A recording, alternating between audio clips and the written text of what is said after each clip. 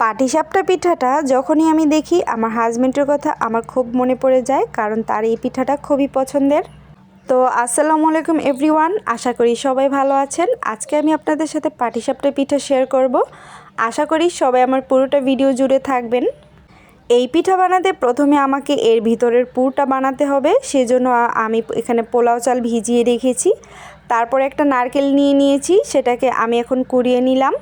তারপর এখানে 2 কেজির মতো দুধ আছে, এই দুধটাকে আমি প্রায় 1 ঘন্টা যাবত জাল করে ঘন করে নিচ্ছি। তারপর এখানে দিয়ে দিয়েছি গোটা গরম মশলা, স্বাদ মতো লবণ এবং চিনি। তারপর এখানে অ্যাড করে দিলাম কোড়া নারকেল। আর তারপরে কিন্তু আমি গোটা যে গরম মশলাগুলো আছে সেগুলো তুলে নিয়েছি। আর আমি যেই পোলাও চালগুলো ভিজিয়ে রেখেছিলাম সেগুলোকে ব্লেন্ড করে নিয়েছি। এখানে আমি কিছুটা দানা দানা রেখেছি। তারপরে এটা আমি দুধের মধ্যে অ্যাড করে দিলাম। এবার এটা ঘন হওয়ার আগ পর্যন্ত আমি নাড়াচাড়া করে এই পুরটা রেডি করে নেব। এখন আমি এখানে মেইন পিঠাটা বানানোর জন্য সিদ্ধ চাল ব্লেন্ড করে নিয়েছি, তার সাথে চিনি দিয়েছি, কিছুটা ময়দা দিয়েছি আর স্বাদ মতো লবণ দিয়ে দিয়েছি। এখন এটাকে আমি অনেকক্ষণ মথে পুরটা তৈরি করে নেব। অনেকক্ষণ মথে নেব যাতে এই ডোটা সফট হয়ে যায়, এবং ময়দা দেওয়ার ফলে কিন্তু এই পুরটা আরও বেশি সফট হবে।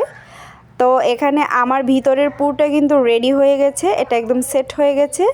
আর এখানে যে পিঠার গোলাটা দেখতে পাচ্ছেন আমি অনেকটাই পাতলা করে নিয়েছি। আবার বেশি ঘনও করা যাবে না, আবার অতটা বেশি পাতলাও করা যাবে না, যাতে প্যানে দিলে এটা খুব সুন্দরভাবে ছড়িয়ে যায় এবং রুটির আকার ধারণ করে, সেভাবেই করতে হবে।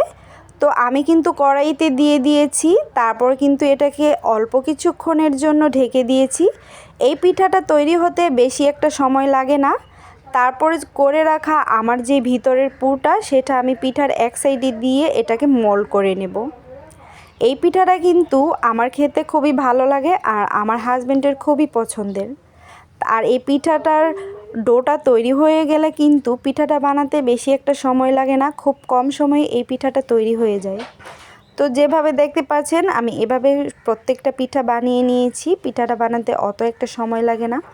আমার কিন্তু তৈরি হয়ে গেছে গরম গরম পাটিসাপটা পিঠা। আপনাদের কেমন লেগেছে অবশ্যই কমেন্ট করে জানাবেন।